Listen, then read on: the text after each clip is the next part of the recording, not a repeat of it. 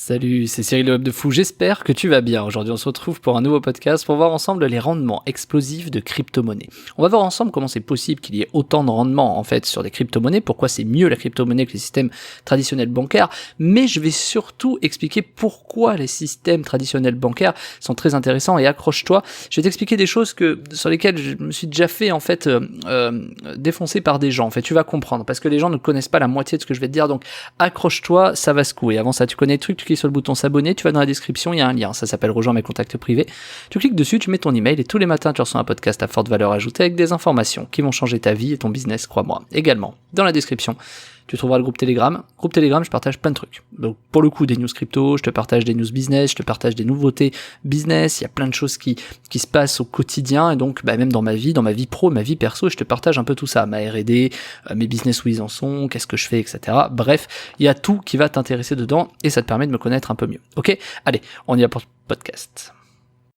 Ouais, j'ai bugué, t'as vu quand j'ai dit le truc. On y va pour le podcast. J'ai voulu dire ce podcast ou le podcast, bref. Alors, les rendements explosifs en crypto-monnaie.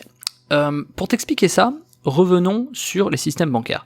Je vais dire un truc qui va être très clivant et où beaucoup ne le croiront pas, puisque peu de gens sont informés de ça. Quand je dis peu de gens, c'est que peu de gens côtoient des traders professionnels dans des banques à des hauts niveaux. Et ce que je vais t'expliquer, ça va être quand même très compliqué parce que je vais essayer de le vulgariser sans rentrer dans la technique, ok ? Dans les systèmes traditionnels, prenons les traders professionnels de systèmes bancaires, la plupart de ces gens-là traitent toute la journée. Le truc, c'est que trader, pour les gens, ça veut dire acheter par exemple une devise, revendre une devise, par exemple acheter des actions d'Apple, de les revendre, etc. Le truc, c'est que ça, c'est ce à quoi toi, tu as accès. C'est-à-dire que les professionnels, ils ont accès à beaucoup de choses. C'est un terrain de jeu qui est énorme, des produits dérivés, parier à la hausse, parier en fait à des situations inversées, que le truc montera mais à moins de trucs ou que il baissera pas en dessous de trucs avant temps. En fait, c'est complètement, comment on dit, tu peux pas le matérialiser tout ce qui se passe en trading professionnel chez les banquiers. Pourquoi ? Parce qu'en fait, il y a tellement de produits qui pour toi n'existent pas, tu vois. Je peux pas te vulgariser les mots, mais je vais pas rentrer dans la technique, mais on peut par exemple parier qu'un nouveau produit de demain va sortir qui va aider à ça, tu vois. Il y a plein de choses sur lesquelles on peut parier. Il faut savoir que la finance représente aujourd'hui tout le système financier, 80%, si je dis pas de bêtises, ou 75% du système financier mondial, c'est-à-dire qu'à côté, les entreprises, l'immobilier, c'est le reste, quoi. Donc c'est pour te dire que ça occupe une grande place dans le monde. Et du coup, tu as accès, par exemple, à des loteries également, j'aime bien dire ça, et la plupart du temps, les gens pensent que les traders professionnels font, 0,5% par jour, 1% par jour. Bon. Et encore, les gens diraient que c'est beaucoup. Le truc, c'est que ça, oui, les traders dans la banque, c'est-à-dire ton banquier, enfin celui qui est trader basique, mais en fait, non. C'est-à-dire qu'on va sur des systèmes qui sont bien au-delà. Ils peuvent participer à des loteries, à des jeux concours, sur des systèmes financiers, dans des mondes en fait presque dans un autre monde, j'ai envie de dire presque virtuel comme un métavers, dans un autre monde dans lequel ils peuvent faire ces paris et gagner de l'argent. Donc évidemment ça reste des paris, ça reste un jeu en fait. Et ils font beaucoup d'argent. Je sais que certains traders professionnels gagnent jusqu'à 5% par jour. Alors beaucoup ont du mal à le croire et je le conçois, ça fait beaucoup d'argent. Mais oui, en fait, oui. Bien sûr, 5% par jour. Et ça va, j'en connais d'autres. Je connais un gars en Amérique qui fait même 8 à 9% par jour de rendement. C'est énorme, c'est énorme. La crypto-monnaie, on arrive dans les mêmes chiffres.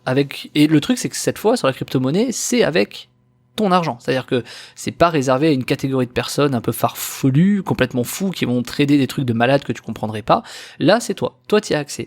Et c'est ce qui gêne un peu. C'est que du coup, toi, t'as accès à des produits que t'es pas censé avoir. Et du coup, beaucoup, et ils le savent, beaucoup vont perdre de l'argent parce que les gens ne sont pas prêts et avec tout ce qui concerne la psychologie de l'argent, les gens ont peur, ils misent beaucoup, ils perdent beaucoup, ils pensent qu'il y a une bonne idée, mais ils sont pas formés, ils croient que machin, enfin, c'est toujours compliqué, tu vois, tu mets de l'argent à des endroits où tu devrais pas, quoi. On a tous acheté un truc de merde qu'on a jamais voulu. Et le truc très intéressant, c'est que toi, tu y as quand même accès. Par exemple, aujourd'hui, je sais que pour faire des rendements très intéressants, on peut participer à des loteries sans risque. C'est-à-dire qu'on place notre argent à des endroits, on gagne des intérêts parce qu'on les place à ces endroits-là, et en plus de ça, on participe à une loterie gratuitement qui nous permet de gagner encore plus. Ça, c'est des trucs où, si tu le vois pas, tu peux pas le savoir. D'ailleurs, j'en parle dans l'information de la semaine qui est en description, mais je t'en parlerai à la fin du podcast. Le truc, c'est que, quoi qu'il arrive, en fait, t'as plein de projets comme ça. Là, je te parle de loterie, mais t'as même des jeux de société qui existent dans la finance, tu vois, des genres de cases que tu reprends. Enfin, c'est n'importe quoi. Tu n'imagines même pas ce qui se passe dans la finance, en fait. Et donc, la crypto-monnaie, si tu veux avoir un aperçu, la crypto-monnaie est top parce que elle est pas régulée encore. Enfin, en tout cas, t'y as accès. Quand je dis réguler là, quand je le dis là, c'est pas par rapport aux régulations, c'est par rapport au fait que t'y as accès pour l'instant, et là où dans la finance, tu n'as pas accès à ces produits-là. Et en tout cas, très très peu de gens y ont accès. Et donc, chose très intéressante, on ne fait que plagier finalement la finance qu'on a déjà créée. C'est-à-dire tous ces jeux, toutes ces façons de faire, tous ces produits dérivés, etc. On est capable de les mettre en crypto-monnaie. Et donc finalement, on n'a pas réinventé la roue. C'est-à-dire que les produits, les gens ont l'impression que c'est nouveau dans la crypto-monnaie, tous les produits. Alors oui, c'est nouveau, parce que pour nous c'est nouveau, en tant que particulier c'est nouveau, mais pour des traders professionnels, ils n'ont aucun intérêt de nouveauté. Alors peut-être avec certaines évolutions de la blockchain, mais ils n'ont aucun intérêt de nouveauté, puisque eux ils le font déjà en fait sur des marchés normaux, donc ils n'ont pas forcément intérêt, voilà. Sauf que s'ils arrivent à faire plus 10% sur des marchés normaux, et que toi ils te donnent à l'année que 0,5% sur ton livret A, qu'on se le dise, merci de m'avoir donné ton argent pour pouvoir m'amuser, pendant que je te rémunère à 0,5 par an, parce qu'il faut pas oublier que le livret A, c'est que tu places ton argent quelque part, les gens jouent avec ton fric et on te rémunère 0,5 pour que eux puissent jouer en fait. Quand des mecs font 5% par jour, c'est pas cher payé quoi. Donc c'est vrai que là, la crypto-monnaie a cet avantage que tu peux gagner beaucoup plus, mais en plus de ça, tu peux gérer toi-même. Et c'est là tout le problème. Et là, ceci est un vrai conseil, c'est là où il faut faire très très attention. Parce que quand c'est des traders, ok, c'est leur métier, qui font ça depuis 20 ans, qui sont formés, qui ont des liquidités pour pallier aux éventuelles erreurs, etc. Toi, ton capital, t'as pas de liquidité pour pallier. C'est-à-dire, ton capital, c'est tes liquidités. Donc, faut faire très très attention. Ok, t'as accès à ce genre de sujet maintenant sur la crypto-monnaie, mais justement, pose-toi la question, si tu n'y avais pas accès aujourd'hui, pourquoi c'était pas réservé que pour les gens pour qu'ils s'enrichissent? C'est peut-être et avant tout pour pas que tu perdes toute ta thune quoi. Et aujourd'hui sur la crypto-monnaie, j'en vois énormément se manger la tête, se manger les dents, alors que ils sont juste pas éduqués dans ce système, ils sont juste pas éduqués en fait, tout simplement dans l'aspect financier. Moi je vois des gens qui arrivent, qui mettent 5000 balles sur des trucs, après ils les perdent, ils comprennent pas, ils en veulent aux créateurs des projets, mais non, c'est à toi de pas mettre 5000 balles, tu vois. Il y a des trucs où il faut faire très très attention. On a du mal à prendre nos responsabilités quand il s'agit d'argent. On a toujours l'impression qu'on nous vole, on a toujours l'impression qu'on nous fait prendre l'argent, qu'on nous pousse à mettre de l'argent, etc. Ce qui parfois n'est pas faux du tout, mais 80% du temps, pour la faire simple, c'est quand même nous qui devons nous responsabiliser pour pas foutre, même si l'occasion paraît parfaite, c'est un peu le sujet. Moi j'aime bien me dire, quand un truc paraît trop bien et trop évident, pose-toi la question de où est le problème. Peut-être qu'il y en a un léger, mais dès que tu as compris les problèmes, à toi de mesurer ton risque-reward, c'est-à-dire ton appétence au risque-bénéfice. Si t'estimes que t'as les bonnes infos, à ce moment-là tu peux y aller, mais pas all-in, quoi, tu sais, mais pas tout, quoi. Tu mets une partie de ton capital pour tester. Et le truc, c'est que la plupart des gens ont une psychologie où, je sais pas, ils veulent mettre 300 balles sur de la crypto, 500 balles, et faire 50 000 avec. Le truc, c'est que, déjà avec 500 balles, ce sera compliqué de faire 50 000. Alors c'est possible, mais il faut être prêt à les perdre, ces 500 balles. Et le problème, c'est quand les gens perdent 500 balles, ils râlent. Donc, c'est un peu le problème. J'ai un ami qui me disait, c'est un peu comme les gestionnaires de patrimoine, c'est-à-dire que les mecs leur confient 1 million de dollars, et les mecs, dès qu'ils font moins 2%, c'est la fin du monde, tu vois. Alors que quand ils font plus 10, on leur offre des caisses de champagne, on leur offre des voyages et des machins. Le truc, c'est que on a toujours plus d'aversion à la perte qu'au risque. Et la problématique de ça, c'est qu'on a du mal à prendre nos responsabilités. Donc évidemment, quand t'as quelqu'un qui confie, tu vois, moi demain je fous 1 million à la banque pour qu'il gère mon portefeuille, si la banque me dit on a fait moins 2%, je vais pas engueuler la banque, tu vois, elle a fait du mieux qu'elle a pu, tu vois, c'est pas, tu vois, c'est ma responsabilité. Peut-être c'était pas les meilleurs, peut-être que c'était à cause de mon choix, j'aurais dû aller peut-être dans une autre banque pour placer mon fric, mais en tout cas, eux, ils ont fait du mieux qu'ils ont pu. Ils t'ont pas volé, tu vois ce que je veux dire, ils ont pas voulu perdre ton fric, eux, ils sont commissionnés, donc, tu vois, et c'est des trucs qui me semblent toujours un peu bizarres dans la réflexion. Alors évidemment, sur les projets crypto, le truc, c'est qu'on se dit, oui, mais il y a des gens, ils prennent tes liquidités, ils font machin, ils font des trucs. Fondamentalement, pour que les cours montent, c'est qu'il faut que les liquidités soient de plus en plus conséquentes. Par exemple, prenons l'exemple du Bitcoin, il faut que la capitalisation soit de plus en plus conséquente pour que le cours monte. Donc oui, quelque part, tu places des liquidités. Mais comme quand tu achètes des parts d'une boîte, c'est-à-dire tu achètes des parts d'une boîte, tu fais confiance à la gestion de la boîte, au gérant pour qu'il fasse de l'argent, et finalement, si ce n'est pas le cas, la boîte a fait moins de résultats, tu n'as pas de dividendes, tu perds un peu de ton fric, c'est pas différent, tu vas en vouloir au gérant, oui, tu vas en vouloir au gérant, oui, machin, tout ça. Oui, mais toi, qu'est-ce que t'as fait? T'as juste placé ton fric. Le problème, c'est toi d'avoir mis ton argent, peut-être t'as mal jaugé, t'as mal jugé la personne, ou le projet, ou le produit, ou l'entreprise, et donc, voilà. Mais tu peux pas en vouloir au mec, tu vois. Il faut que ce soit à toi que tu t'en veuilles, puisque soit t'as pas mis assez d'actions en place pour que le mec puisse y arriver non plus, soit t'as juste mis du fric, et donc, tu vois, ton risque-récompense, si tu mets juste du fric, du coup, t'attends pas à faire 200 000 balles, quoi, tu vois. Faudrait que tu mettes ton fric, que tu gères le mec, que tu gardes. En fait, sur pareil, on veut beaucoup d'argent, mais pas les niveaux de responsabilité qui vont avec. Et ça, je trouve que c'est important.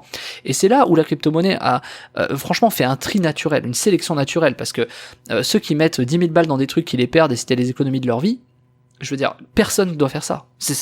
Personne, enfin, ceci est un conseil, ne faites pas ça. Vraiment, mettez que ce que vous êtes prêt à perdre, mettez que ce que vous êtes prêt à consacrer. Par contre, si vous perdez 500 balles alors que vous avez 200 000 sur les comptes, râlez pas, je veux dire, c'est le jeu, quoi. Donc, après, il faut avoir les reins solides. Ce qui est très intéressant au niveau de la psychologie, c'est quand tu as de l'argent et que tu le mets, si ça baisse, tu dis c'est pas grave, j'attends. Alors que si c'est avec ça que tu vis ou que c'était 5000 balles que t'as de côté, tu peux pas dire j'attends, tu dis c'est à moins 30, je suis dans la merde. Et d'où le fait d'investir que ce qu'il faut, qu'on est prêt à perdre en fait, que ce qu'on est prêt à perdre. Donc voilà, alors il y a des rendements sur la crypto qui peuvent aller de 5 jusqu'à 4 milliards de pourcents d'intérêt. Alors les 4 milliards, ils restent pas énormément. Les 4 milliards, c'est pas, enfin je veux dire même 40 milliards, hein. C'est même des chiffres que tu imaginerais pas. C'est-à-dire que si tu places 10 $, tu peux faire des milliards en un an. Sauf qu'évidemment, les rendements, déjà le risque, comme tu viens de le comprendre, c'est bizarre si c'est le cas. Donc de toute façon, ce qu'on appelle les happy way vont baisser au fur et à mesure. C'est-à-dire les rendements annuels vont baisser à cause de certaines actions au fur et à mesure du temps. Mais il y a quand même des cryptos qui se stabilisent, je pense notamment au Cake, si tu connais pas, qui tournent autour de 70% en moyenne de rendement annuel. Mais attention, rendement annuel ne veut pas dire que tu vas gagner 70%, point. Tu gagneras 70% de ce que tu mettras, pas de problème, mais si le cours fait diviser par 2, tu auras perdu moins 50 aussi. Donc, faut faire très très attention à ça. D'où l'intérêt peut-être parfois d'avoir différentes stratégies que d'ailleurs je te donne dans la formation de la semaine qui est en description, qui s'appelle Comment investir en crypto de zéro en bon père de famille. J'ai fait exprès de rajouter le en bon père de famille pour pas que les gens se disent ouais je vais pouvoir aller à balle, je vais pouvoir les trader, il va m'expliquer machin. Moi je donne des solutions pertinentes, des projets sérieux, des choses intéressantes, ou même une petite partie pour le pari, c'est-à-dire si tu as envie d'aller parier des choses, moi je ne pousse absolument pas à ça, mais je montre un peu tout ce qui est fait, l'écosystème de la DeFi notamment, l'écosystème donc de la finance décentralisée, l'écosystème finalement des blockchains, etc. Je te montre un peu tout ça, comment mettre ton argent, jusqu'à comment le retirer aussi, c'est important, et comment maximiser finalement ton capital pour éviter de perdre, ou en tout cas minimiser tes risques et optimiser tes rendements avec un minimum de risque. Ça reste quand même le truc le plus intéressant. Moi cette solution-là, je l'ai cherchée pendant des années, j'ai jamais été un mec qui investit énormément en bourse pour plein de raisons, mais alors la crypto-monnaie avec un minimum de risque, un maximum de profit, quand j'ai compris ça, que j'ai pu investir sur les choses, etc., je me suis dit mais waouh, c'est vraiment le truc que j'attendais de ma vie, quoi. Et c'est vrai que j'ai une appétence à ça, sur lequel je suis très à l'aise, où je perds pas de fric, parce que je sais comment bien faire les choses, et c'est ce que je veux t'expliquer, je vais essayer de te rendre autonome là-dessus, sans pour autant faire les choix à ta place. Bref, tu verras, il y a vraiment tout ce qu'il faut dans cette formation. Je t'invite à la consulter, à la prendre, en tout cas, elle est en description, ça s'appelle Comment investir en crypto de zéro en bon père de famille. J'insiste, en bon père de famille, parce qu'on n'a pas envie de perdre sa thune, on n'a pas 20 ans, on n'a pas envie de miser sur le rouge et gagner je sais pas combien. Alors, on aimerait le faire, mais on sait qu'on n'est pas prêt à le perdre, à perdre ce qui va avec. Donc, non, on fait les trucs tranquilles, on progresse et on gagne de l'argent, c'est ça l'essentiel, et surtout on apprend au milieu. Moi c'est le truc le plus important, on apprend en même temps en gagnant de l'argent. Il n'y a rien de mieux finalement, c'est hyper stimulant, voilà. Donc la formation est en description, ça s'appelle Comment investir en crypto de zéro en bon père de famille, je te laisse la consulter, tu cliques sur le lien, tu arrives sur la page, tu mets tes coordonnées, et puis ensuite on se retrouve de l'autre côté. Je te dis à tout de suite.